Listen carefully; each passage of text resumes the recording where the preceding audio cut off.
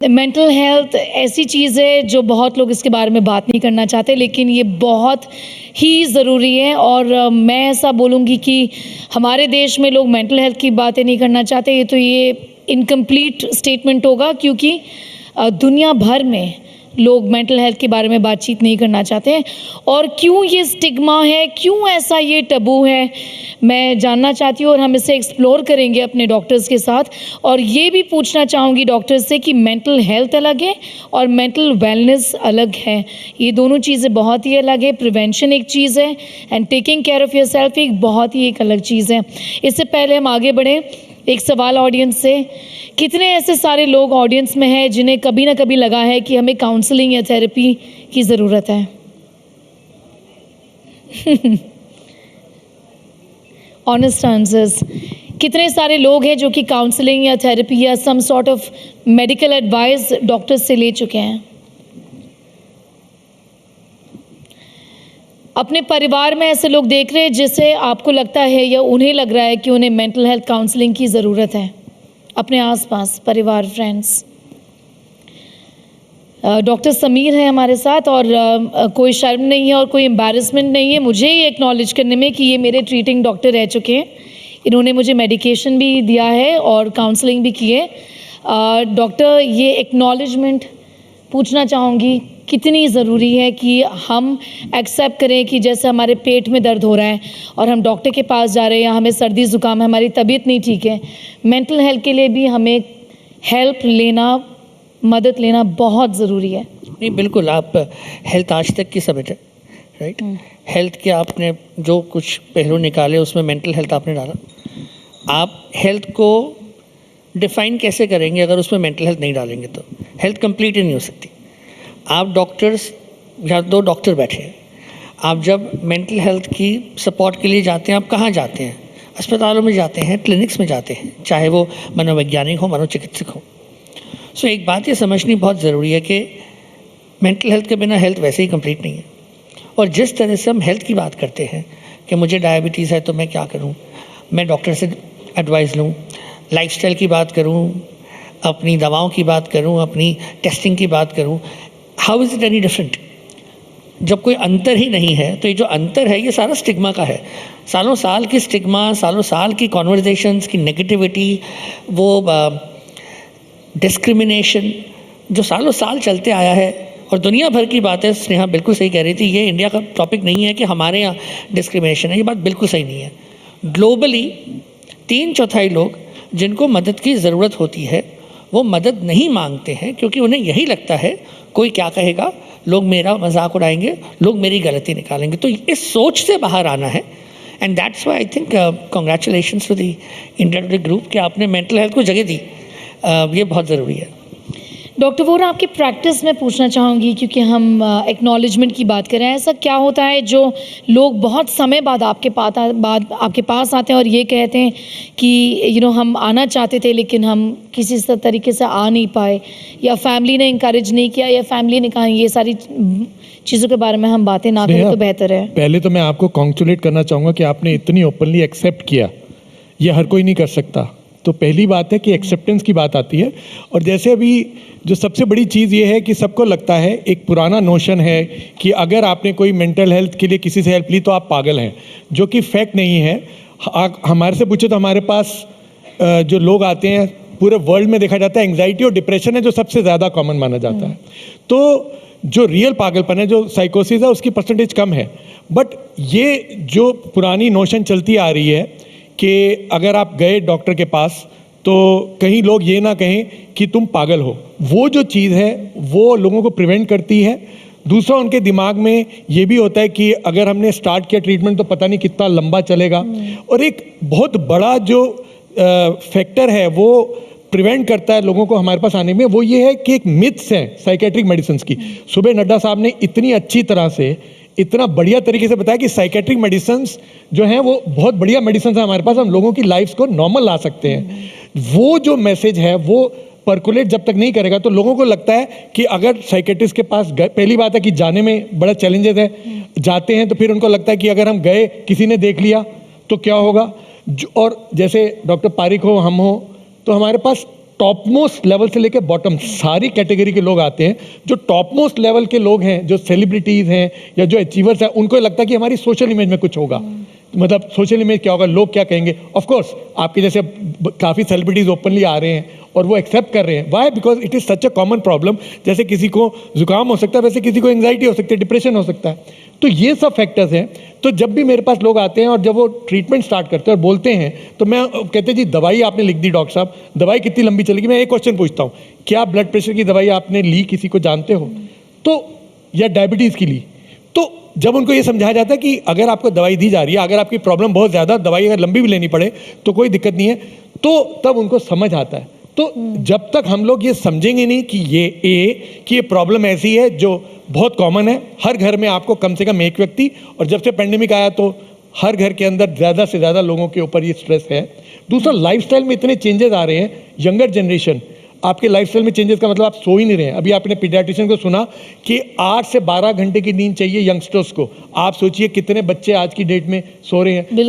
जब आपका इतना मेजर लाइफस्टाइल में डायनामिक्स चेंज हुए हैं, चाहे वो टेक्नोलॉजी की वजह से हुए हैं, चाहे बाकी चीज़ों की वजह से हुए हैं, तो मेंटल हेल्थ के इश्यूज तो बढ़ेंगे। तो जितनी अवेयरनेस होगी, जितना लोगों को एक्सेप्टेंस आएगी, उतना जल्दी आपको फ़ायदा होगा। ट्रीटमेंट पॉसिबल है हर स्टेज पे।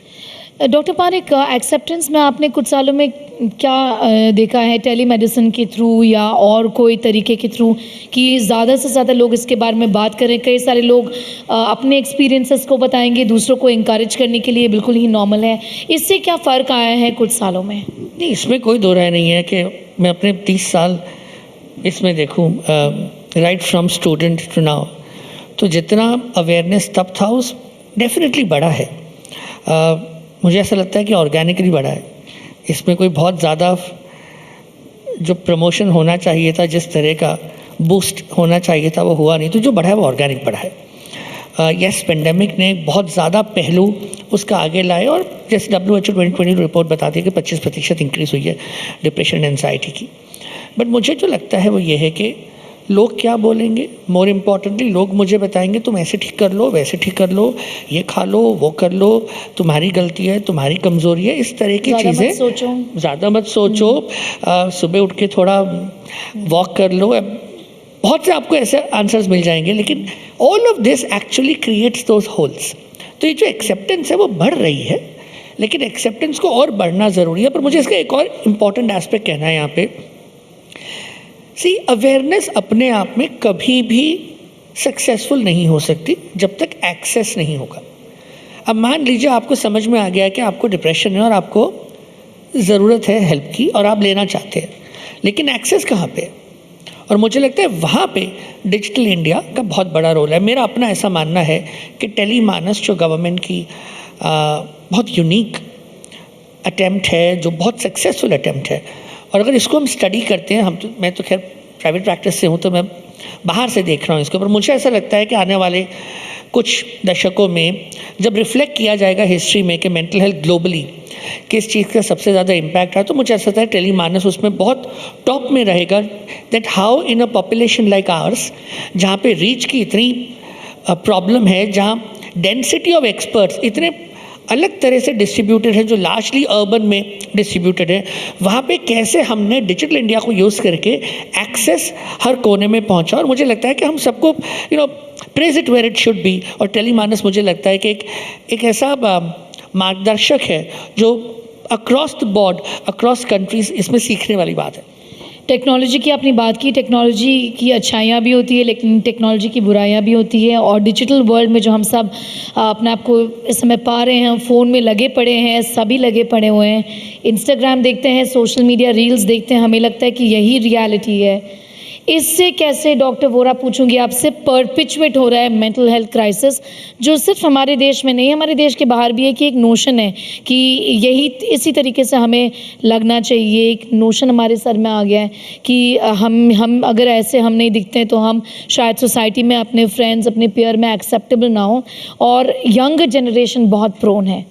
ये बिल्कुल सही फरमाया आपने। तो ये जो हमारे सबको अंदर एक होड़ लगी है, स्पेशली यंगर जनरेशन में, कि हम अपने आप को, अपनी आइडेंटिटी को हम सोचते हैं कि अगर हमारी सोशल मीडिया में अपीयरेंस या पोस्ट ज़्यादा हैं, फॉलोअर्स ज़्यादा हैं, तो हमारे को लगता है कि ये एक अचीवमेंट है जो हमें मिल रही है, और इसकी वजह से हम लोग एक एडिक्शन वाले सर्कल में जा रहे हैं। तो internet addiction, social media addiction, ये जो टर्म्स धीरे धीरे आ रही हैं और आगे आने वाले समय में ये प्रॉपर क्लिनिकल डायग्नोसिस की तरफ जा रहे हैं। और इसके लिए समझना हमें ज़रूरी है कि जितना ज़्यादा हम एडिक्शन, डिजिटल एडिक्शन में जाएंगे, उतना हमारा मेंटल हेल्थ के इश्यूज बढ़ते जा रहे हैं। एक लेटेस्ट स्टडी हुई है, कनाडा से हुई है, जिसमें उन्होंने अराउंड 350 एडोलेसेंट्स पे किया जिन्होंने ये सब डिजिटल मीडिया यूज़ किया, इंस्टा या ये सब किया। तो अराउंड 49, ऑलमोस्ट, मतलब आप समझिए हर दूसरा एडोलेसेंट जिसकी पुरानी हिस्ट्री में ना फैमिली हिस्ट्री थी या ना कोई और प्रीवियस एंग्जाइटी डिप्रेशन था, उनको ही एंग्जाइटी और डिप्रेशन के सिम्टम्स आ रहे हैं। तो genetic anxiety depression genetic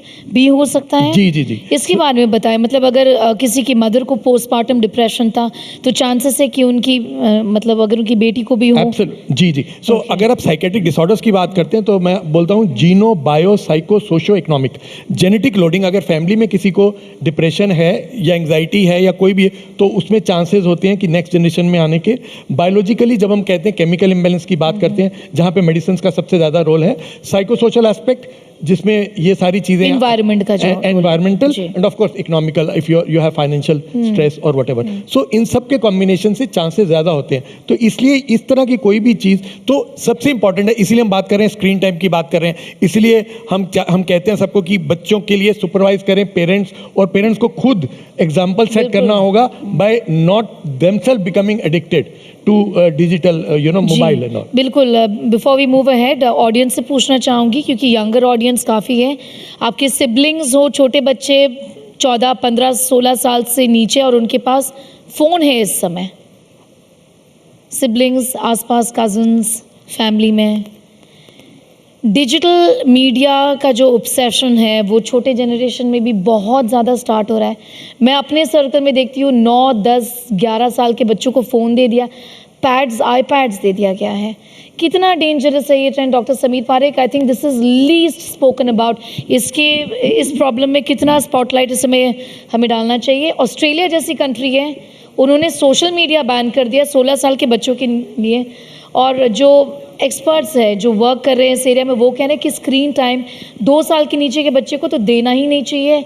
world of education philosophy है जो कहता है 7-8 साल के नीचे के बच्चे को 0 स्क्रीन टाइम देना चाहिए। कितना इंपॉर्टेंट है? बहुत इंपॉर्टेंट बात है। मतलब इसके काफ़ी पहलू हैं। मेरे जहन में एक बात, अभी आप लोग इन्फ्लुएंसर वगैरह बात कर रहे थे एंड ये फॉलोअर्स की बात करते हैं, मुझे तो वैसे ये बहुत नार्सिसिस्टिक ख्याल लगता है कि सोचा आप अपना नाम भी लिख रहे हो और देख रहे हैं कि मेरे कितने फॉलोअर्स हैं। कोई फॉलोअर नहीं है आपका, राइट? ये शब्द ही गलत है। सोशल नेटवर्क बोल लीजिए, number of people in my network बोल लीजिए, बट फॉलोअर शब्द से ऐसा लगता है कि जरा आप मतलब क्या ही खास बात हो गई आप में कि लोग आपको फॉलो कर रहे हैं। बट वही तो फ्यूल कर रहा है, ये नार्सिसिस्ट टेंडेंसीज वही फ्यूल कर रहा कि, और ये जो डोपामाइन रश, मेरे रील में इतने सारे लाइक्स आ गए, अब तो मैं तो मतलब फतेह कर लिया। उसी में कन्फर्मिटी आती है, विच मीन्स हम अपनी ओरिजिनलिटी खोते हैं। मुझे लगता है कि एक ज़माने में हम बात करते थे real self, ideal self, who am I, what I want to be. अभी बदल गया सारा। Who am I, what I want to be, real ideal self तो एक हो गया, फिर तीसरा हो गया डिजिटल सेल्फ, चौथा हो गया पोर्ट्रेट सेल्फ। क्या दिखाते हैं, कहाँ वहाँ दिखाते हैं, what am I going through, but I click an image, use a few filters, मेरी फीड पे क्या दिख रहा है। सो ये एक वर्चुअल फैंटेसी को हम रियलिटी समझ के उसके बीच में अपनी इंडिविजुअलिटी खो देते हैं। जो ये वायरल गेम्स, वायरल चैलेंजेस, ये इस बात का प्रूफ है कि कैसे हम अपनी इंडिविजुअलिटी, अपना थिंकिंग प्रोसेस खो देते हैं। और ये एक वरी वाली बात है। मुझे ऐसा लगता है कि आने वाले सालों में जब हम मेंटल हेल्थ की बात करें तो डिजिटल लिटरेसी यानी मीडिया लिटरेसी को बहुत इंटेग्रल बना देना चाहिए। It's not only how many hours and what age, but also what kind of content आप क्या देख रहे हैं, उसका भी आप पे असर होता है। उदाहरण के तौर पे आपने अग्रेशन देखा, आपको अग्रेशन हो जाएगा। आप अब्यूजिव लैंग्वेज देख रहे हैं, आप वो यूज़ करेंगे। लैंग्वेज कैसे सीखता है बच्चे सीखते हैं लैंग्वेज लोगों को सुन के। अगर आपके एनवायरनमेंट में एक पर्टिकुलर लैंग्वेज चल रही है और उस लैंग्वेज को आप नॉर्मलाइज कर रहे हैं तो बच्चे वही सीखेंगे। जब वो बच्चे वो अपने स्कूल में वो बोलते हैं, हम उनको डांट देते हैं, रिप्रीमांड कर देते हैं। बच्चे उसको कर रहे हैं, हम बोलते हैं कि वाओ। सो ये थोड़ी सोचने वाली बात है, क्योंकि ये कंसर्न है। डॉक्टर point- वोरा जी, एक मैं point add करना पूछना चाहता था बिल्कुल, इसमें। और जैसे ये आपने- इसका भी जवाब दें कि गवर्नमेंट को अभी इस समय कितना इंटरवीन करना ज़रूरी है, क्योंकि हेल्थ मिनिस्टर ने इन सारी चीज़ों के बारे में बातें की हैं, लेकिन जो डिजिटल एडिक्शन है और लिटरेसी है सबसे ज़्यादा इम्पॉर्टेंट। पेरेंट्स को ही पता नहीं है कि कितने प्रॉब्लम्स एसोसिएटेड है, पहले खुद समझे फिर बच्चों को समझाएं। एब्सोल्युटली, जैसे भी पूछा आपने कि यंगर एज पर क्या सबसे बड़ा फैक्टर है, जो डॉक्टर पारिक ने बोला, उसके अलावा सबसे इंपॉर्टेंट है हम सबको समझना चाहिए कि ब्रेन जब मेच्योर हो रहा होता है उस वक्त उसके आसपास का जो वातावरण है, अब 7-8 साल के बच्चे का अगर ब्रेन जो मेच्योर हो रहा है, जब हम लोग थे तो हमारे सामने आसपास के वातावरण में ऐसा कुछ नहीं होता था, हमारे पेरेंट्स होते थे, ग्रैंड पेरेंट्स होते थे, तो ऑटोमेटिकली ब्रेन की कंडीशनिंग हो जाती थी। बट अगर एक बच्चा जो 7-8 साल का, उसको आपने मोबाइल दे दिया तो उसके लिए दुनिया उसकी सिर्फ वही है, तो ब्रेन की मैच्योरेशन में उसका बहुत नेगेटिव इफेक्ट होता है। और उसके अलावा जो बेसिक आपकी कैलकुलेशन है, आपकी बेसिक वोकेबलरी है, अभी लेटेस्ट एक स्टडी हुई है जिसमें इंडिया के अंदर ही, जिसमें उन्होंने देखा कि अब बेसिक सब्सट्रैक्शन और एडिशन करना भूल रहे हैं। डिजिटल ऑटिज्म भी एक टर्म जो आ गया जी, है जी, कि जी, बिल्कुल बिल्कुल, लोग बिल्कुल। बच्चे जो हैं वो ऑटिस्टिक, नॉर्मल बच्चे जो हैं वो ऑटिस्टिक साइंस दिखा रहे हैं, क्योंकि Absolutely. जैसा एडिक्शन हो गया, मतलब एक बच्चे को आपने एक तरीके से अपाहिज बना दिया और इसको डिवाइस पकड़ा के। और ये देखा गया ब्रेन के अंदर जो चेंजेस हैं, जैसे आप अफीम लेते हैं, कोकेन लेते हैं, क्योंकि ब्रेन के अंदर एडिक्शन होती है तो जो उसके नेगेटिव इंपैक्ट होते हैं, तो डिजिटल एडिक्शन भी सेम है। तो अगर आपने बच्चे के हाथ में दे दिया तो आपने बच्चे की ब्रेन को मैच्योर होने से रोक दिया और आपने उल्टा काम किया। दूसरी, उसके अलावा क्या है कि आज की डेट में लाइफस्टाइल में न्यूक्लियर फैमिलीज हैं, पेरेंट्स के पास समय नहीं है, तो मेरे पास केसेस ऐसे आते हैं जिसमें लगातार 14 से 16 घंटे बच्चे मोबाइल पर हैं, पेरेंट्स घर पे नहीं है। पढ़ाई भी उसी पे हो रही है। ये हमारे सिस्टम में भी तो प्रॉब्लम है Absolutely. कि कोविड के बाद में ऐसा हुआ। डॉक्टर समीर, इस बारे में आप रिफ्लेक्ट करें कि कोविड के बाद में बच्चे ऑटोमेटिकली एडिक्टेड हो गए। अभी क्या ज़रूरत है स्कूल्स और एजुकेशन इंस्टीट्यूशंस को, होमवर्क जो है वो मोबाइल फ़ोन में भेजना। Why can't we go back to the old methods? अगर कोविड इस समय सबसाइड किया है, of course pandemic is not over, लेकिन अगर इस समय सिचुएशन है कि हम बच्चों को डिवाइसेस से हटा दें, तो हम वो क्यों नहीं कर पा रहे हैं? ये हम कर सकते हैं, बट हमें विल चाहिएगी, और वो विल एक कंसिस्टेंट लेवल पे चाहिएगी, और वो विल एक कलेक्टिव लेवल पे चाहिएगी। ये मुमकिन नहीं है कि आपकी क्लास में, अगर आप एक टीचर हैं, आपकी क्लास में 25 बच्चे हैं, उनमें से 5 कर रहे हैं, 15 नहीं कर रहे हैं, 5 ट्राई कर रहे हैं, दैट वोंट वर्क। ये कलेक्टिव एस्पेक्ट है। प्रॉब्लम ये है कि हम इंडिविजुअल नहीं हैं, हम अकेले किसी मरून आइलैंड में नहीं रह रहे हैं। So if you try and do something for your child, but जब when your child goes to school and sees that other parents are not doing the same, then children start feeling by why me? तो ये मुझे लगता है कि, और दूसरी बात, इसका एक और रिफ्लेक्ट कर रहा हूँ मैं इस बात पे कि बहुत से जब यंग लोगों से हम बात करते हैं, कब उनसे कोई कॉन्वर्सेशन करते हैं, कुछ पूछते हैं, तो एक ऑलमोस्ट ऑटोमेटिक रिएक्शन आ गया, यू पिक, आप अपना फ़ोन उठाते हैं, किसी भी सर्च इंजन पे जाते हैं, अब तो AI प्लेटफॉर्म्स भी हैं, उस पर जाके पढ़ के जवाब देते हैं। तो हो क्या रहा है, आपको लग रहा है कि आपको कोई चीज़ पता है, लेकिन आपको ये उस समय रिकग्नाइज नहीं कर पा रहे हैं। You are merely reading from some place, but you are actually not absorbing it. और हमारे एजुकेशन सिस्टम को साइंस की ग्रोथ के साथ ये बात समझनी होगी कि कहीं हम ये ना हो जाए कि बच्चों को हाउ टू सर्च और how to interact with AI तो सिखा पाए, लेकिन जो उनकी ओरिजिनलिटी है, जो उनकी क्रिएटिविटी है, जो उनकी ब्रेन डेवलपमेंट है, उसमें चेंज आना ज़रूरी है। नहीं तो आगे चल के क्या होगा, आपके चाहे थीसिस होंगी, चाहे वो आपके आर्टिकल्स होंगे, प्रोजेक्ट्स होंगे, 2 क्लिक्स 3 प्रॉम्प्ट्स पे हो जाएगा, तो और ब्रेन कैसे डेवलप होगा? आपकी मेंटल हेल्थ के लिए जो पॉजिटिविटी आती है वो कहाँ से आएगी? बिल्कुल। आगे बढ़ते हैं इस टॉपिक से, और मैं दूसरी एक चीज़ में रिफ्लेक्ट करना चाहूँगी। WHO ने लोनलीनेस के बारे में बहुत ज़्यादा बात की है कि बहुत ही बड़ा क्राइसिस है, एक एपिडेमिक लेवल्स पे लोनलीनेस पहुँच गया है। यहाँ पर हमारे इस रूम में, इस हॉल में कई सारे लोग हैं जो काफ़ी यंग हैं, लेकिन ये पर्टिकुलरली प्रॉब्लमैटिक है सीनियर सिटीजन्स के लिए। लेकिन यंगर पॉपुलेशन में भी पूछना चाहूँगी, इट डज़ नॉट मैटर, कितने सारे लोग हैं जो परपेचुअली लोनली फील करते हैं कि हम अकेले हैं।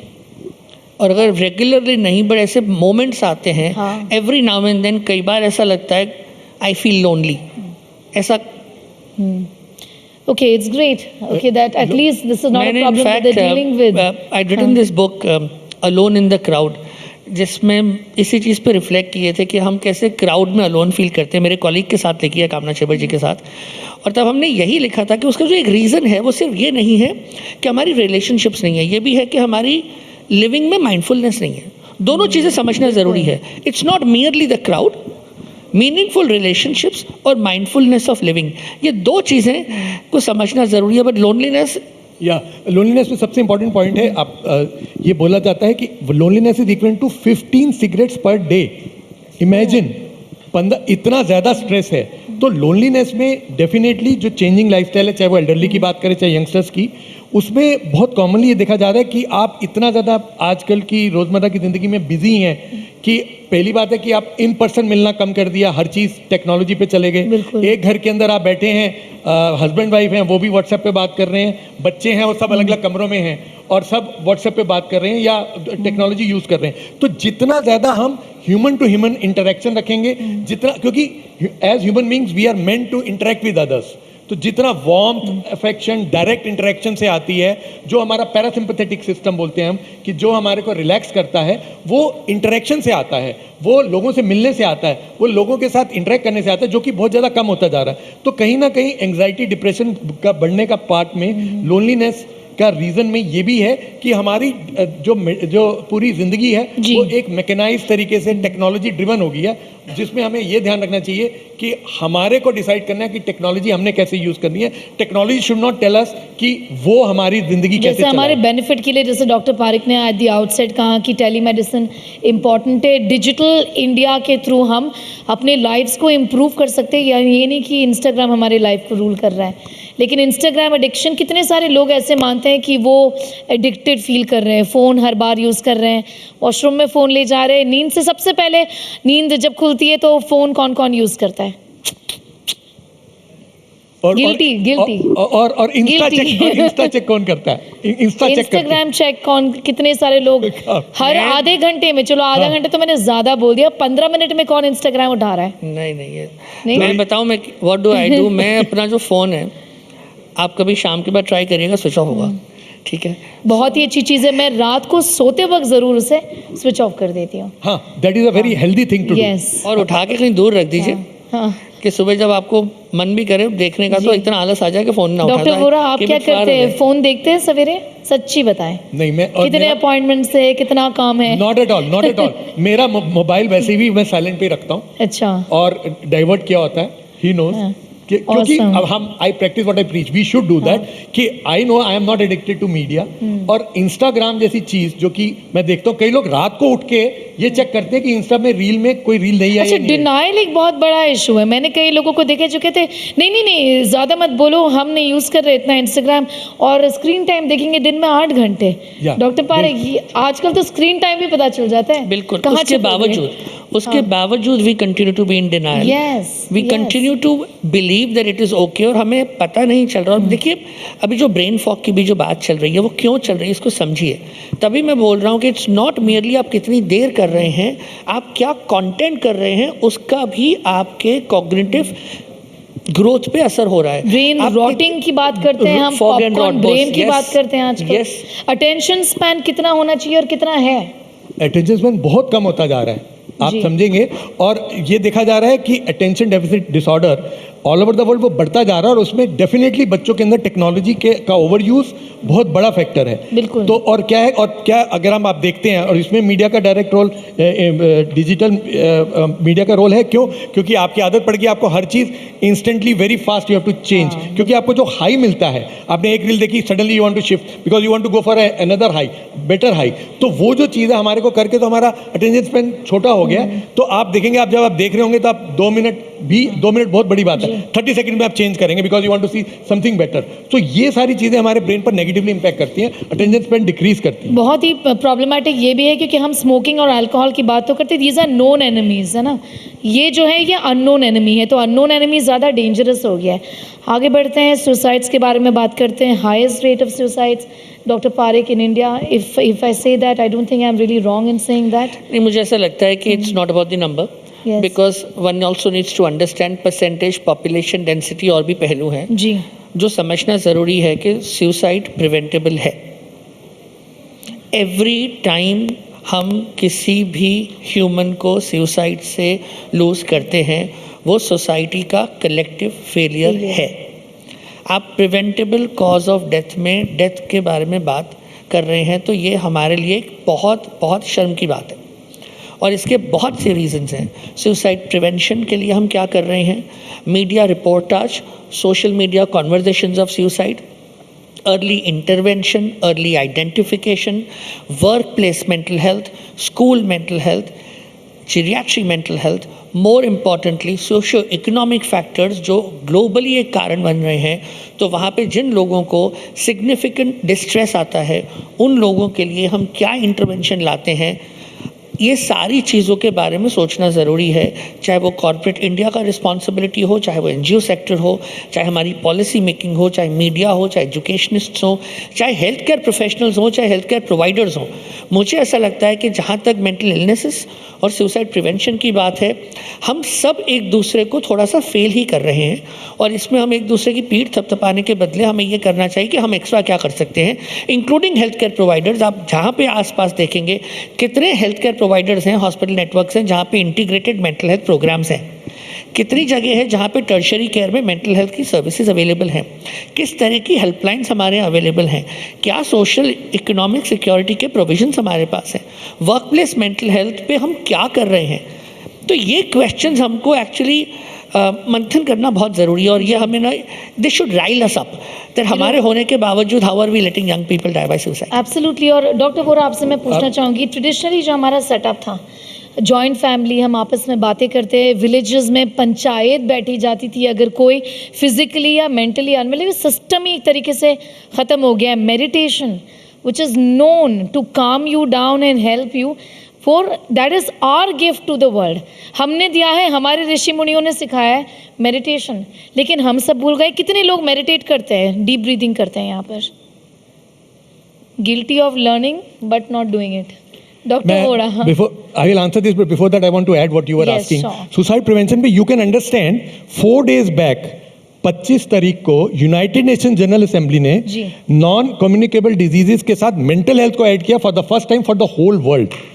और ये कहा गया है कि आप हाइपरटेंशन की बात करते हैं, आप डायबिटीज की बात करते हैं, आप मेंटल हेल्थ की बात नहीं करते, तो कंपल्सरीली सबके लिए बोल दिया गया है, पूरी वर्ल्ड की कंट्रीज के लिए, कि आपको मेंटल हेल्थ को इंटीग्रेट करना है हाइपरटेंशन और डायबिटीज के साथ, like to decrease non communicable diseases and promotion and prevention of suicide. तो आपका जो क्वेश्चन था सुसाइड वाला, उसमें बहुत इंपॉर्टेंट है कि हमारे को स्क्रीनिंग सबसे इंपॉर्टेंट है। Screening, how do we prevent suicide, कैसे? अगर आप स्क्रीन नहीं करेंगे, और कैसे स्क्रीनिंग होती है अगर मेंटल स्क्रीनिंग हेल्थ में हमारे पास दोनों ऑप्शंस हैं, we have rating scales and digital screening, हर तरीके की स्क्रीनिंग पॉसिबल है। Also human aspect, which means एक तो डिजिटल हुआ जहाँ पे हम स्क्रीन कर रहे हैं जो सर बता रहे हैं, दूसरा ह्यूमन एस्पेक्ट कि हमारी जो एम्पैथी है, संवेदनशीलता एक दूसरे के प्रति है, कि आज हम और आप साथ में काम करते हैं, आप कुछ दिनों से परेशान हैं, तो क्या मैं आपको साइकोलॉजिकल तो मिसिंग हो गए ना, तो वो मिस हो गया ना। तो अगर हम डिजिटली हमारे पास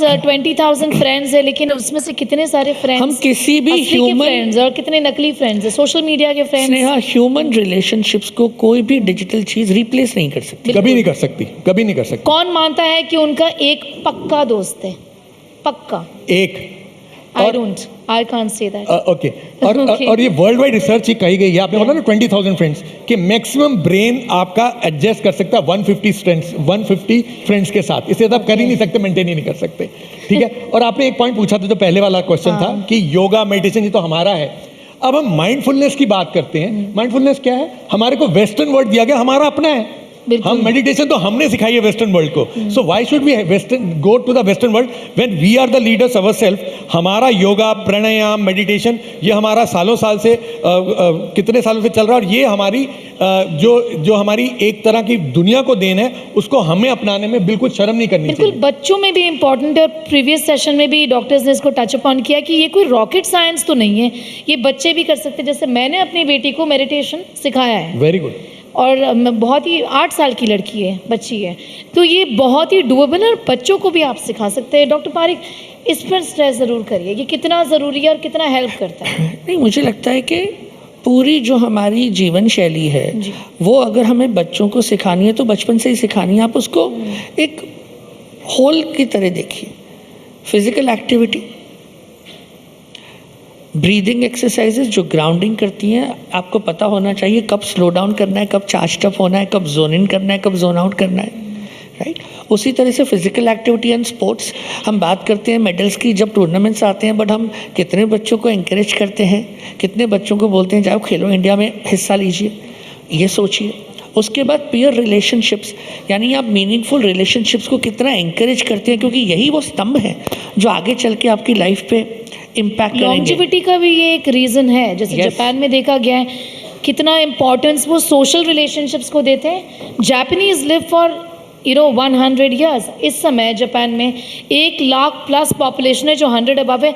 उसका नंबर 1 रीज़न दिया गया, of course healthy living is important, लेकिन मीनिंगफुल सोशल कनेक्शंस आपके बहुत ही ज़रूरी अब है। मैं आपको एक डॉक्टर वोरा। पूरे वर्ल्ड में रिसर्च की गई और अगर आप लोग देखना चाहें तो ब्लू जोन्स करके डॉक्यूमेंट्री है नेटफ्लिक्स पे।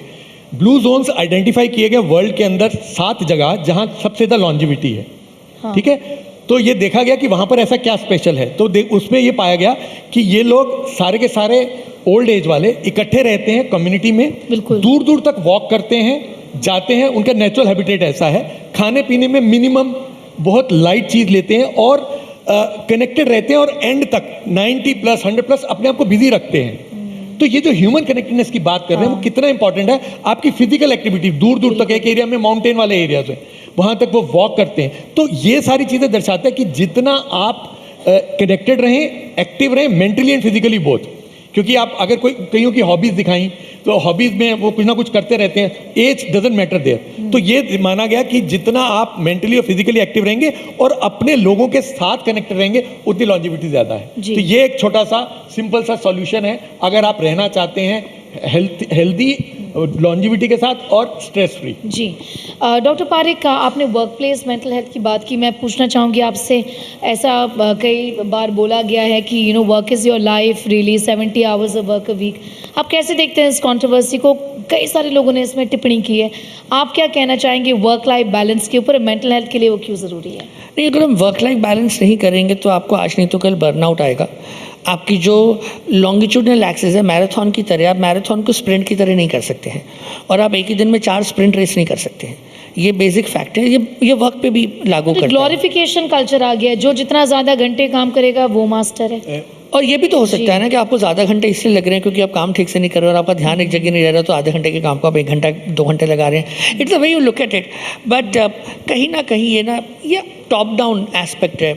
अगर इसमें चेंज लाना है तो टॉप डाउन आएगा, विच मीन ऑर्गेनाइजेशंस को एनकरेज करना होगा कि इतने आवर्स में आपने कम्युनिकेशन वर्क का नहीं करना है, चाहे वो बेसिक बात हो, ईमेल मैसेज नहीं करना है। आपने डेलीगेट किया कि ठीक है, अगर बेस्ड ऑन हम हेल्थ केयर में हैं तो हमें तो इमरजेंसी सर्विस चलानी है, तो अगर जो इमरजेंसी में कर रहे हैं तो बाकी लोगों को आप ब्रेक दे रहे हैं, फिर इनको कैसे ब्रेक दे रहे हैं? पर ये इंटेंट की बात है। अगर हमारा इंटेंट ठीक नहीं होगा तो हम ये हैशटैग्स में इधर उधर भागते रह जाएंगे और इन नंबरों की गेम्स में खो जाएंगे। और मैं तो काफ़ी समय से कह रहा हूँ, value is not a figure. Absolutely. मैं Value is value. Doctor Vora, एक ऑडियंस से एक क्विक सवाल, कितने लोगों को लगता है कि यार काम के बाद में फ़ोन कॉल बॉस या ऑफिस से ना लें, कट ऑफ हो जाए, जोन आउट हो जाए? ओके। कितने लोगों को लगता है कि कनेक्टेड रहना ज़रूरी है वरना मेरा बॉस सोचेगा क्या, वो क्या सोचेंगे? अगर बॉस क्या सोचेंगे वाला इशू है तो फिर बॉस को आप बोलिए, मुझसे बात नहीं, काफी डर रहे हैं कि I'll have a कहीं chat. इनके बॉस देखना I'll नहीं have a programme. chat with your ये भी boss. इससे हाथ नहीं सवाल खड़ा है। कर रहे हैं, आई थिंक। हाँ। मैं एक बात ऐड करना चाहता हूँ वर्क प्लेस स्ट्रेस पे। लेटेस्ट रिसर्च हुई है डेलॉयट की तरफ से, जिसमें अराउंड 4000 एम्प्लॉयज़ को स्क्रीन किया गया। जी। 80% had some mental disorder. So I am not in favour of जो भी कहा जाता है। 70 घंटे हाँ, हफ्ते में? बड़ी सीधी सी बात है, जो मर्जी जितना मर्जी बड़ा अचीवर हो, हम लोगों को 8 घंटे की नींद रात को सबको चाहिए, इसमें कोई दो राय नहीं है। आप अपने आप को जितना मर्जी जब आप अचीव कर लेते हैं तो आप कुछ भी कहेंगे, irrespective of what ever your status is. Science remains the same. हमारी बॉडी बनी है 8 से 9 घंटे काम करने के लिए, जिसमें 8 घंटे की नींद। अगर आप सोचें तो आपकी ज़िंदगी में 1/3 आपकी बॉडी को रिजुविनेट करने के लिए 8-8 घंटे की नींद लेकर आपको चलना है, तभी आपकी लाइफ हेल्दी रहेगी। प्रायोरिटाइज करना और जरूरी है। हाँ, और 12 सेक्टर्स को कवर किया गया था इस सर्वे के अंदर। तो work place stress non entity है। एक पॉइंट और है कि वर्क प्लेस स्ट्रेस को आइडेंटिफाई करने की जब बात आती है तो डिपेंड करता है कि जो ऑर्गेनाइजेशन है वो कितनी ओपन है इमोशनल वेलनेस से। यूजुअली ऑर्गेनाइजेशंस आर नॉट, और इसीलिए कहा जाता है एचआर डिपार्टमेंट से हर कोई डरता है। तो वहाँ पर जब तक की सेंसिटाइजेशन कंपनीज के अंदर ऑर्गेनाइजेशन के अंदर, from the chairman to the HR department genuinely sensitise नहीं होंगे कि जो आपके साथ काम कर रहे हैं वो ह्यूमन बींग्स हैं और आपके लिए एसेट हैं, तब बिल्कुल। तक ये पर्कुलेट नहीं करेगा और तब तक ये वर्क प्लेस स्ट्रेस रिलेटेड 80% की डायग्नोसिस ऑफ डिप्रेशन एंजाइटी या suicide, you will keep on listening. Dr. Parekh, before we wrap up this session, Sonal is here. बस 2 ऐसे solutions, simple solutions जो हम कर सकते हैं अपने आप को calm down करने के लिए, stress levels को नीचे लाने के लिए. क्या ऐसे 2 चीज़ें हम हर कोई कर सकता है? एक चीज़ तो ये है कि एक बार में एक ही चीज़ करिए, सबसे इम्पॉर्टेंट चीज़ है, एक बार में एक चीज़ करिए. मैं अपने जितने भी आसपास मेरे यंग लोग काम भी करते हैं उनको बोलता हूँ एक बार में एक चीज़ करें, जो कर रहे हो ख़त्म कर लो. उस समय ना मोबाइल रखो, ना कुछ और Multitasking मत ही करो. करो. मल्टीटास्किंग पॉसिबल नहीं है, मतलब एक हाथ से आप कुछ कर रहे हैं, एक हाथ से कुछ और कर रहे हैं, मुमकिन नहीं है. दूसरी बात, काफ़ी टाइम से मैं कह रहा हूँ अनम्यूट योरसेल्फ, बात करिए, जितना भी है बात करिए, जितना हो सके बात करिए. रिएक्शंस, इमोटिकॉन्स की दुनिया से बाहर आइए, शब्दों में वापस जाइए, रिश्ते बनाने के लिए बात करिए. Thank you so much. One quick last word from Dr. Vora on what he thinks. आपको क्या लगता है एक ऐसी चीज़ जो हम कर सकते हैं काम डाउन करने के लिए? 8 घंटे की नींद बिल्कुल। And spiritualistic aspect of our life. It's awesome, which includes meditation. Of course meditation. Absolutely. All right. बहुत बहुत शुक्रिया डॉक्टर्स.